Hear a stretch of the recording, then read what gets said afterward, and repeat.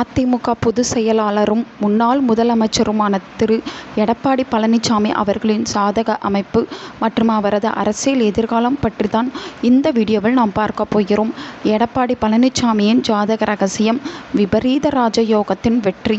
திரு. எடப்பாடி பழனிசாமி அவர்கள் 1954ஆம் ஆண்டு மே 12ஆம் தேதி சேலம் மாவட்டத்தில் உள்ள சிலுவம்பாளையத்தில் பிறந்தார். இவரது ஜாதகத்தை ஆய்வு செய்யும்போது அடிமட்ட தொண்டராக இருந்து ஒரு மாநிலத்தின் முதலமைச்சர் வரை உயர்வதற்கான கிரக நிலைகள் தெளிவாக தெரிகின்றன. பிறப்பு மற்றும் கிரக நிலைகள். ராசி சிம்ம ராசி.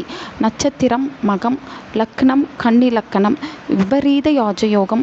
இவரது ஜாதகத்தில் மிக முக்கியமான அம்சம் விபரீத ராஜயோகம்.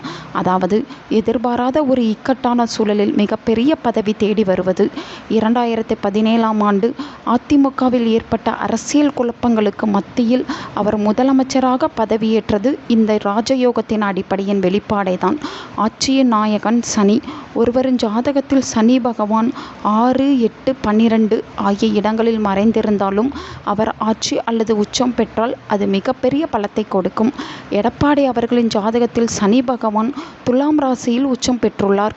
இதுவே அவருக்கு விடாமுயற்சியையும் எதிர்ப்புகளை சமாளிக்கும் இரும்பு மனிதன் போன்ற மன உறுதியையும் வழங்கியுள்ளது. புதன் ஆதித்ய யோகம். புதனும் சூரியனும் இணைந்து தரும் இந்த யோகம் இவரை ஒரு சிறந்த நிர்வாகியாகவும் நுணுக்கமான அரசியல் வியூகங்களை வகுப்பவராகவும் மாற்றியுள்ளது. கன்னி லக்னத்திற்கு அதிபதியான புதன் பலமாக இருப்பதால் மிக கடினமான சூழலிலும் நிதானமாக செயல்படும் ஆற்றல் இவருக்கு உண்டு. மகம் நட்சத்திர பலம். மகம் நட்சத்திரம் என்பது அதிகாரத்தை குறிக்கும். சிம்ம ராசியில் பிறந்ததால் இயல்பாகவே அதிகாரம் செலுத்தும் இடத்திற்கு இவர் வந்து சேர்கிறார். மகம் ஜகத்தை ஆளும் என்ற பழமொழிக்கு ஏற்ப இவர் அதிகார மையத்தை தக்க வைத்துக் கொள்வதில் வல்லவராக இருக்கிறார். 2026ஆம் ஆண்டின் தொடக்கத்தில் இருந்து கிரகராசிகள் பெரிய மாற்றங்களை சந்திக்கின்றன. குறிப்பாக சிம்ம ராசிக்காரர்களுக்கு சில சவால்கள் காத்திருக்கின்றன. அஷ்டம சனி. தற்போது சிம்ம ராசியில் பிறந்த எடப்பாடி பழனிசாமி அவர்களுக்கும் அஷ்டம சனி காலம்தான் நடைபெறுகிறது. இது பொதுவாக தடைகள், மன உளைச்சல் மற்றும் தேவையற்ற சர்ச்சைகளை கொடுக்கும். இருப்பினும் அவரது ஜாதகத்தில் ஏற்கனவே சனி உச்சம் பெற்றுள்ளதால் இந்த அஷ்டம சனியின் கடுமை குறைந்து அவருக்கு ஒரு முதிர்ச்சியான அரசியல் முடிவை எடுக்க உதவும். ராகு கேது பெயர்ச்சி. ராகு 6ஆம் இடத்திற்கு வருவது, அதாவது கும்ப ராசிக்கு ராகு மாறுவது எதிரிகளை முறியடிப்பதற்கான வலிமையை தரும். மறைமுக எதிர்ப்புகள் மற்றும் கட்சிக்குள் இருக்கும் அதிருப்திகளை அவர் லாகவமாக சமாளிப்பார். 2026ஆம் ஆண்டிற்கான தேர்தல் களம் இவருக்கு சாதகமா பாதகமா? குருவின் பார்வை. குரு பகவான் கடகராசிக்கு உச்ச வீடு செல்லும் பொழுது அது சிம்ம ராசிக்கு 12ஆம் இடமாக இருந்தாலும் அவரது பார்வை ராசிக்கு கிடைப்பது ஒரு மிகப்பெரிய பாதுகாப்பாகும்.